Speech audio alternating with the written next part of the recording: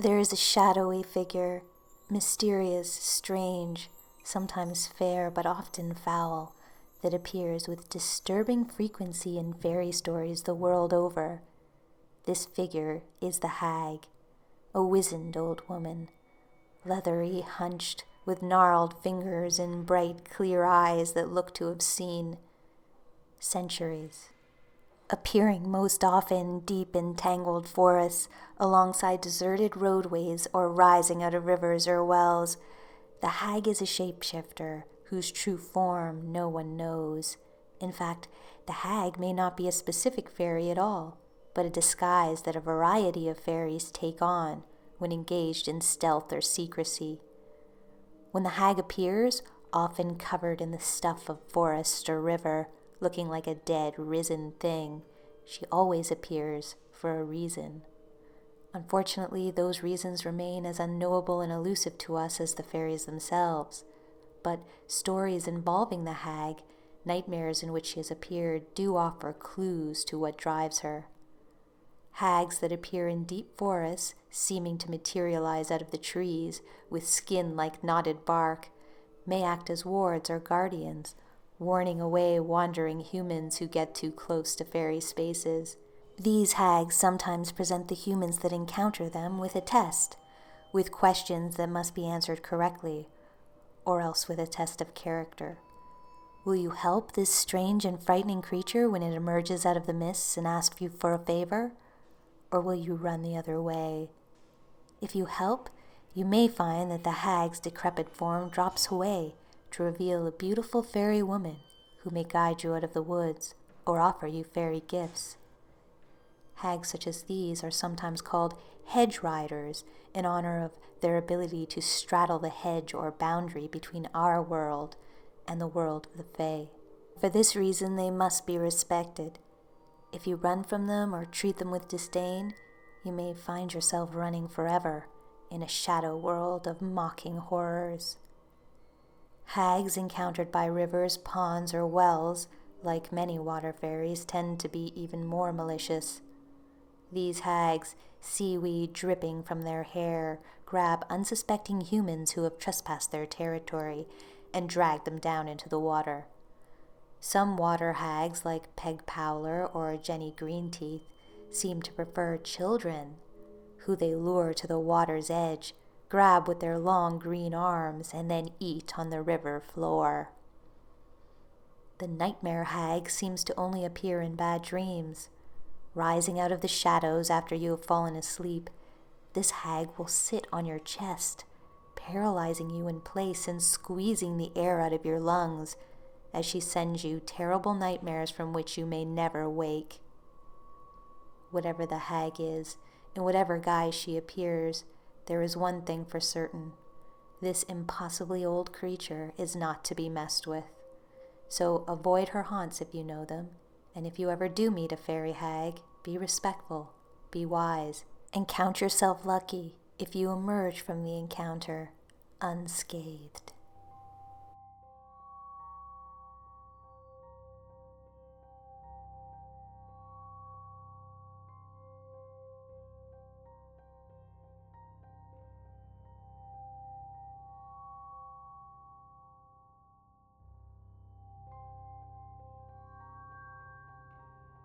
In England, in a small village called Hedley, tales are told of a fairy trickster called the Hedley Kow. But the Hedley Cow isn't a cow at all. Like many of the fairies, it is a shapeshifter, whose true appearance remains a mystery. Appearing in a variety of forms, whether human, animal, or object, the cow spreads its own unique brand of mischief wherever and whenever it rears its laughing, cackling head.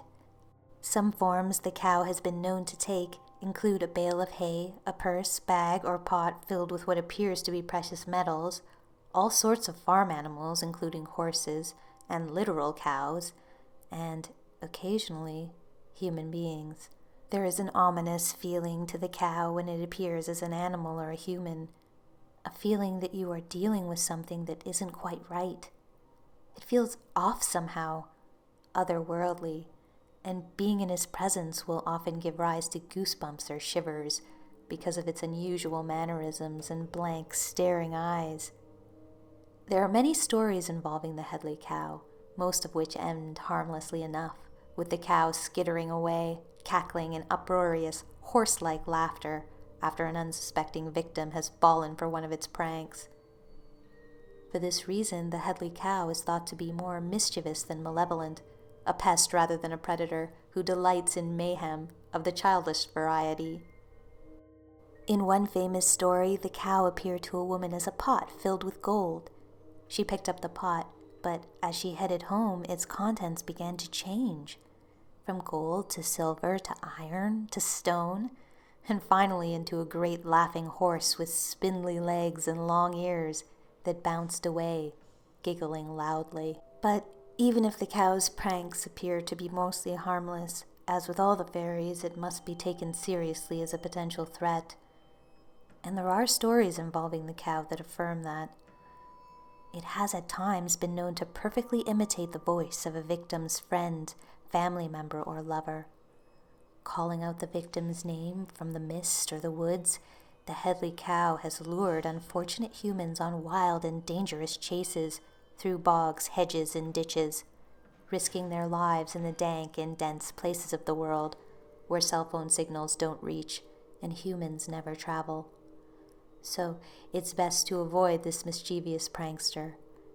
Though if you do ever encounter the Hedley Kow, be sure to take its jokes, however distressing, with grace and good humor.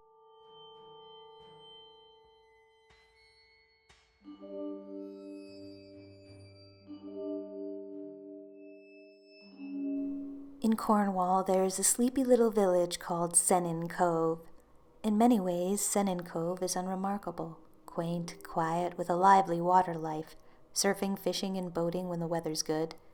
But Sennen Cove was also once home to something otherworldly, a fairy or spirit known as the Hooper of Sennen Cove. The Hooper was named for the hooping or whooping sounds it would make before a storm. Its disembodied voice would rise out of a mist that would form out of nowhere over the water when the day was otherwise clear. The mist would then drift over to a set of craggy rocks and spread itself over them, running over and around them like milk. This shifting mist was said to be so thick that it was impossible to see through it, though some witnesses reported seeing lights or sparks dancing inside of it. This suggests that the Hooper was perhaps not a single being at all, but something more complex. It could be that the mist was in fact a doorway to the fairy world, opened up by the electric air of the coming storm and the special static of Sennen Cove. The lights inside it, bobbing lanterns or flickering torches. The hooping sound, the hunting horns of fairy riders. It may even be that the fairies were unaware of this window to their world that opened up over Sennen Cove, for the mist and its characteristic hooping sounds would only appear periodically before a great storm. For this reason, locals thought of the Hooper as a kind of guardian spirit, there to warn them to stay out of the water and retreat to safety of their homes when the weather was about to turn violent. This all changed when a particularly arrogant and disrespectful fisherman, along with a gang of youths, decided to challenge the Hooper.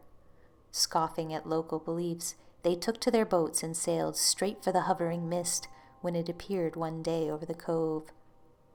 They didn't believe the superstition that a terrible storm would follow the Hooper's visit, and insisted it was safe to sail out on the water. As they reached the mist, they took out a long flail and beat their way through the seemingly impenetrable fog, and then sailed out to sea. Unfortunately for them, they were wrong about the Hooper. Dead wrong. A massive storm appeared over the water not long after the men set sail, and they were never seen again.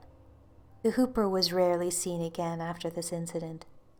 If the Hooper was a single being, it may be that it was so angered by the disrespect showed it by the humans that it abandoned the cove to whatever fate the storms might bring. But it could also be that the incident made the fairies aware of this doorway to their world, which they promptly shut to keep pesky humans, like those arrogant fishermen, from disturbing their revels.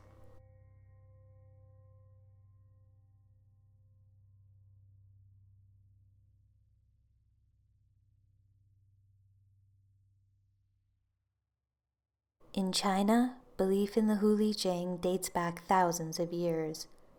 Literally translated as fox spirit, the Huli Jing are a kind of shape-shifting fairy capable of taking on both fox and human form. But unlike fairies in other parts of the world who are thought to be humanoid beings who take on animal form, the Huli Jing are animals that transform into humans. In fact, the Huli Jing start out as ordinary foxes living in the wilds of China. It is only when they reach a certain age, a certain level of wisdom, a certain amount of time spent roaming the dark and wild places of the world, do they gain the ability to alter their form. In a sense, shifting their very essence from animal to fairy. And the older the Who Li Jing get, the less fox and more fairy they become. But a fox must live an unusually long life of at least 50 years to gain this ability, since the average lifespan of a fox in the wild is only about 2 to 5 years. Reaching 50 would be an unusual feat indeed. But those foxes that do manage it learn many skills along the way, mostly involving stealth and deception. Unlike Japanese fox spirits, the kitsune, who tend to appear as beautiful young women, the Who Li Jing appear in a variety of human forms, sometimes as seductive young women, but also as handsome men or wise elders. Who Li Jing transform into humans for all sorts of reasons. They are believed to be morally ambiguous by the Chinese, neither purely good nor purely evil, but most agree that when they appear in human form, their intentions are not good. Like many shape-shifting fairies, Who Li Jing seem to have trouble maintaining their human form. Fox ears sometimes peek out from under their hair, sharp teeth glint in their mouths, and bushy tails sweep from under their cloaks or dresses. To achieve their human forms, these foxes are said to participate in a strange ritual in which they acquire a human skull and then place it on their own heads. Then, with the help of glamour, they present the illusion of humanity to the world, though it is only a cloak that disguises their true form. One clue that you are dealing with a Who Li Jing, and not a real human, is their overwhelming fear of dogs. The Who Li Jing tend to have an unusually strong reaction to even the most harmless-looking pet, at times becoming so frightened that they drop their glamour, rippling back into fox form and leaving their stolen human skull rolling on the ground as they retreat into the bush. The Who Li Jing are said to interfere with humans at their own pleasure, playing tricks on unsuspecting victims that run from harmless to cruel, cursing those they dislike with nightmares, bad luck, or even death, and helping those they favor with wealth, healing, or just good advice. The oldest and most powerful of the Who Li Jing become many-tailed or nine-tailed foxes, and these are said to be capable of yet another profound transformation, from shape-shifting fairy to a higher being. We may never truly understand the Who Li Jing or why they interfere with humans the way they do, but whether tricksters, helpers, or deadly threats, they should be treated by humans with caution and respect.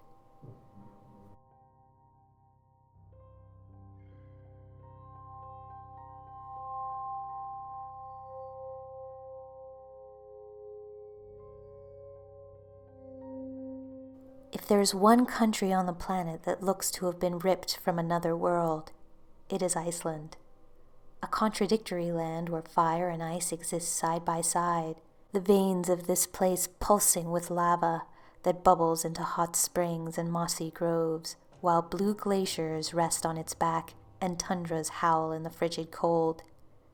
This other world is home to two other forces just as contradictory: human beings and the Huldufolk, the hidden people, a secretive race of fairies from the depths of the earth. The Huldufolk live under hill and mound, inside rock and cave and tunnel, where they make houses, palaces, and cathedrals. The Huldufolk include a number of fairy kinds, from diminutive pixie-type creatures to beautiful human-sized elves, to great plodding trolls and giants. Living a parallel life underground, the Huldufolk avoid and ignore humans for the most part, engaged as they are in their own affairs. There is a kind of unspoken treaty between the hidden and unhidden peoples of Iceland, that the two groups will remain at peace as long as one does not interfere with the other. And the humans of Iceland go to great lengths to keep their part of the deal. There are spots in Iceland, known fairy spaces, the people of Iceland dare not disturb. Roads run along winding, tortuous routes, sometimes veering around large boulders or between narrow passageways, all to avoid incurring the wrath of the Huldufolk by trespassing their sacred spaces. The wrath of the Huldufolk is said to be terrible.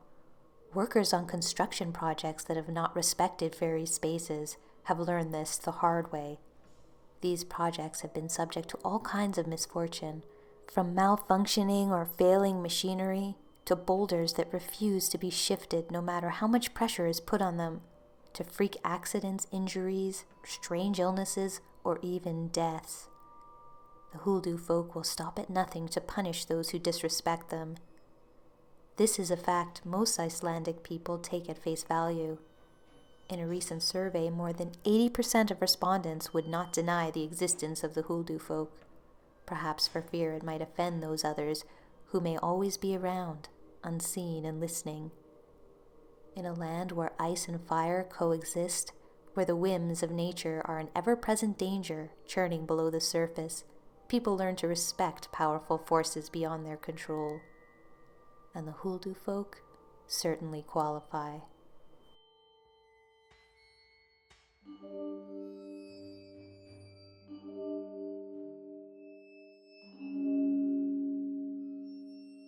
In England, a sinister sprite known as the Heitor haunts the wild places of eastern and northern Norfolk. Also known as the Hycry, or Ickry sprite, this elusive fairy has rarely been spotted in his true form, so reliable descriptions are hard to come by. The most well-known description presents the Heitor as a short, sandy-colored creature with strange green eyes.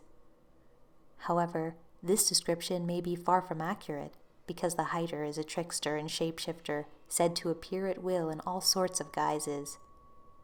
The most common form this fairy takes is that of a sand martin, a bird commonly found on the British Isles.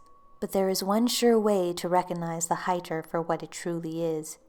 This fairy is unable to disguise its strange green eyes. Whatever form it takes, whether human, bird, or beast, it retains those unnatural greens. Eyes that communicate a deep intelligence and a knowledge of foreign ways, rules, and places. The Heitor appears most often at dusk, near forests or marshes, and seems to have a particular affinity for children. Children are often warned by their parents, "Come home quickly before dark, unless you want the Hyter Sprites to get you." But this may be an idle threat, for tales of Heitors actually protecting children rather than threatening them are more common than not. In these tales, a bully or kidnapper or some other adult with bad intentions accosts a child, only to find himself attacked by a swarm of Hyter Sprites, swooping down in bird form, shrieking furiously and attacking with beak, talon, and feather. And the injuries caused by a Heitor are far deeper than any true sand martin could make. The Heitor is also said to sometimes warn children of impending danger, crying out from the treetops or swooping down low to prevent a child from falling into a hole or from stepping on a snake. But despite these more positive stories, Heitors, like most of the fairies, should be approached with utmost caution, or not at all. These sprites have been known to attack adult humans for reasons unknown, perhaps to defend fairy territory, or simply out of malice. Though they have never been known to kill, or even to seriously harm, they should still be considered dangerous. So, if you ever encounter an ordinary-looking bird with otherworldly green eyes, keep your head respectfully bowed and retreat to a safe distance.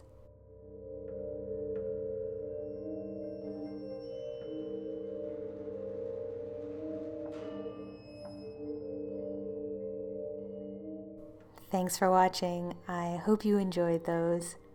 Special thanks, as always, goes out to my supporters on Patreon. I really appreciate you guys, and your support just means the world, so thank you. If you like this content and you like to support it on Patreon, there's a link in the description, including several other support options as well. And I'm always collecting fairy encounter stories, so if you've got one, please send it along. You'll find my email in the description. Don't forget to like, comment, and subscribe if you're new, and press the bell for notifications. And until next time, this has been a visit from your scary fairy godmother.